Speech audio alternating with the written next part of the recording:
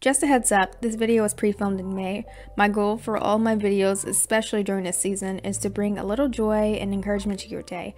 However, action is still necessary during this time, so resources are available in my description box below. Continue to seek God, and I wish you love and light, my friend. I hope you enjoyed today's video. Singleness is a chance to understand yourself better too, working on your weaknesses, build on your strengths, and move toward fulfilling the purposes God is planting in your heart. Pastor Michael Todd from the book Relationship Goals, page 47. A lot of my relationships, what I've read in books, what I've seen in movies, what I've heard in songs, be the companionship that you seek should first be the companionship, the friendship, and the relationship from God. It hit me one day. I was like, wow, I really don't know what it feels like to put myself first. This is a time for you to really understand yourself better.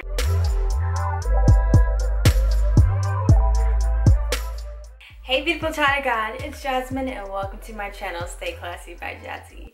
This video was not planned at all. In fact, I don't have any notes for this video. I was actually doing a summer class assignment and my mind was wandering. I was reading and it went back to a chapter that I read last night in Pastor Mike Todd's Relationship Goals book about singleness, and the phrase singleness is not a prison sentence, it's a preparation season came to my head, and I was like, I give all credit to Pastor Mike Todd because he said that my brain takes things and puts them in like word, phrase, catchy phrase format.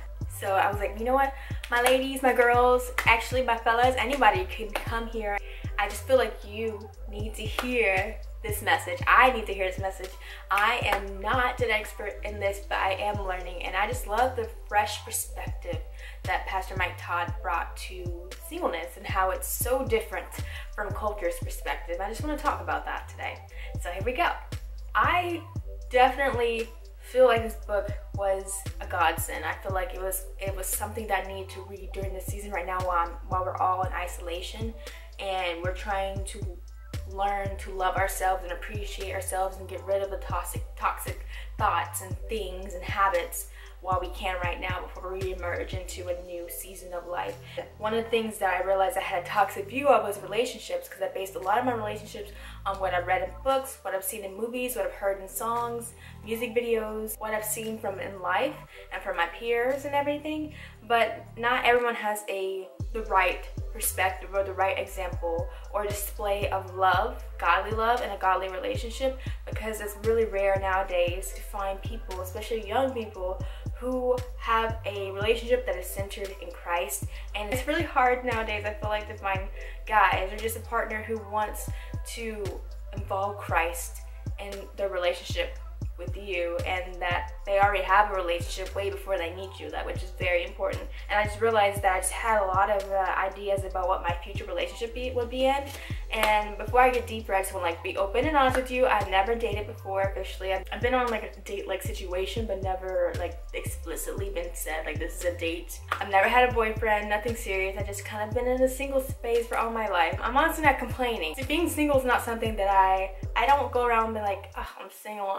Basically what I'm trying to say is I don't walk around with this constant thought like I'm single and ready to mingle. I'm just kind of part of who I am, part of what season I've been navigating for a long time. So because I've been navigating for so long, it's just I'm just in it, you know. But there is times where I do think about what it would be like to be in a relationship, or what my future boyfriend or husband would be like. I say all this to bring me back to why I wanted to make this video real quick, which is regarding relationship goals. In the book, Pastor Mike Todd was talking about singleness in one of his chapters. He says some people think of singleness as a prison sentence, you know, that you're confined to the season, that you are waiting for your knight in shining armor, or for someone to save you and break you out from this so dreaded season where feeling lonely and needing a companion or a partner to fulfill you. And that's where the phrase that I had collected in my mind based on what I read about how singleness is not a prison sentence, it's a preparation season. And he said that.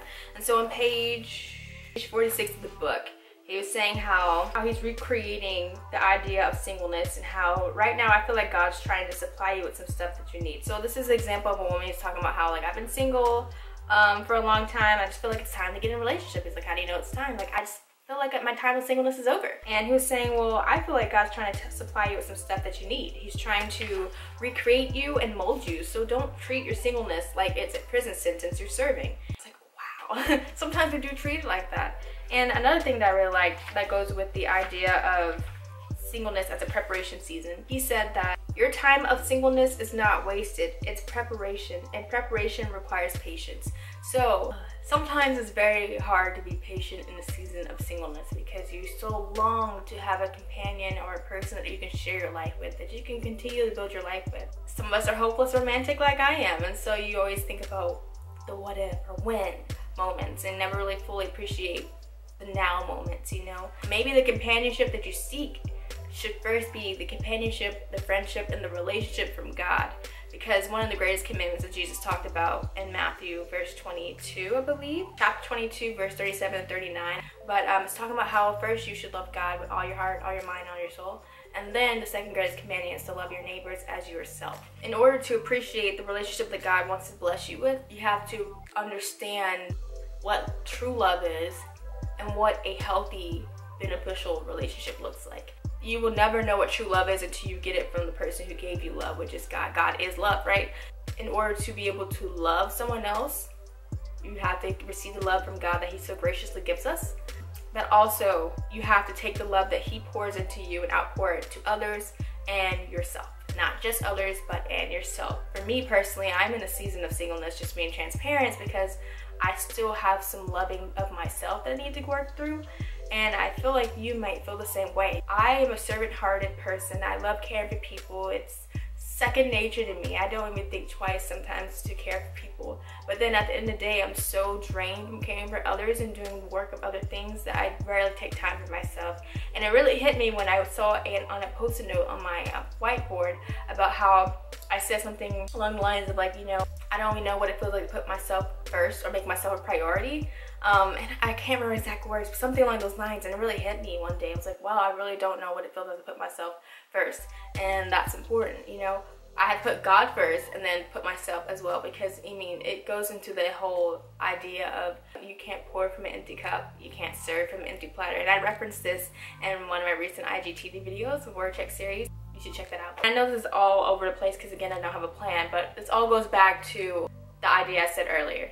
In order to have the ability to love someone in a relationship, you have to love God, who is love, and then you have to take that love that God gives you and love yourself as well as others. So when you love yourself, you can take that outpouring of love that you get from your first relationship ever, which is with God, and give it to your relationship with your significant other. I thought that was very important. And then in terms of the preparation season element of singleness, I just love the way he viewed singleness. He just viewed it as this is a time for you to really understand yourself better, which is another reason why I feel like God has allowed me to stay in this season of singleness a little bit longer, because I'm still learning about myself and I want to be secure in myself. I just feel like right now I'm like learning and relearning and unlearning things about myself that I've experienced in the past and now in the present as prepare myself for the future. And I think that's an important thing to think about. Like, this is a time for you to be selfish in a way, in a good way, to take time for yourself,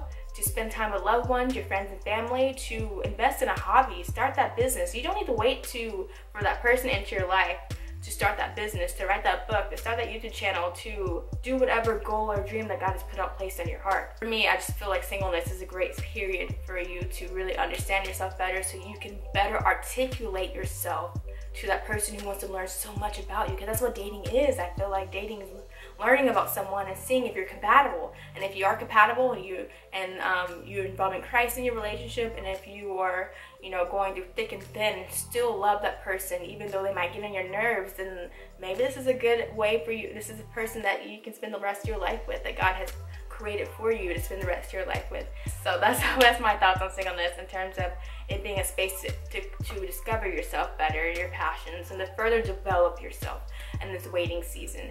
The last thing about singleness that I want to talk about is the idea of singleness and culture versus Christ. So we talked about a little bit in the whole video about, you know, involving God in the center of a relationship. That's not something that people typically preach in culture, because culture doesn't really understand Christ. I don't meet a lot of people who are like, part of my relationship goal is having Christ, and part of it. Society will tell you, like, oh, you're still single? You never dated? You never had a boyfriend? Your time clock is ticking. What's wrong? What's going on? First of all, tell culture to shh, because culture does not determine your relationship and where you're going in your life. God does. He has someone for you, and He's going to bring it to your life at the right time. It may not feel like it sometimes the waiting season sucks, but don't let culture, don't let society, don't let it dictate and have you forming wrongful expectations over a relationship, because it sometimes is romanticized, and some of the values in society and movies and books and songs and lyrics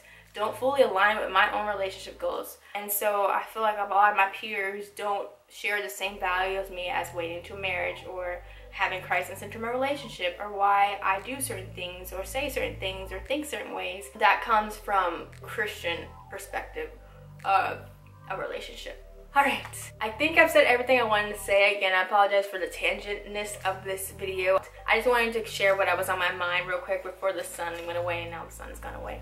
I highly recommend this book. It is great. This is not a promo video. I just really have been trying to read more during this time, and this is one of my favorites that I've been reading so far. I just want to help this generation. I want to help you to have healthier expectations, goals, and boundaries when it comes to establishing a good relationship. Not even just a romantic relationship, but friendships, sibling relationships, parent relationships, co-workers, and boss relationships. This book can be applicable to all those different types of relationships, and it all stems from you getting your relationship goals from the source, from the person who is relationship goals, just God, the ultimate relationship that you should be seeking on a daily basis. And I know sometimes it is hard to seek him on a daily basis and we can feel guilty about it, but I've learned that even in the midst of my inconsistency, as I try to be more consistent, I just find myself yearning for more from him and learning from him, because, I mean, how can God trust me with a relationship with someone else if he can't even trust me with a relationship with him?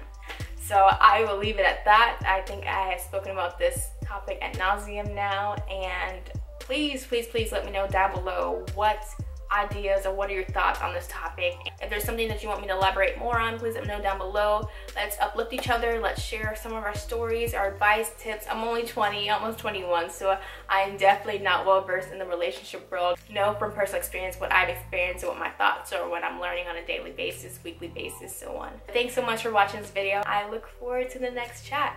Don't forget to subscribe down below if you enjoyed this video, and tell your friends, share it with them, and hit the little bell too as well so you get notified exactly when I upload a video. I will catch you in the next video. Don't forget to stay classy, classy crew, which means cherish life and simply surprise yourself.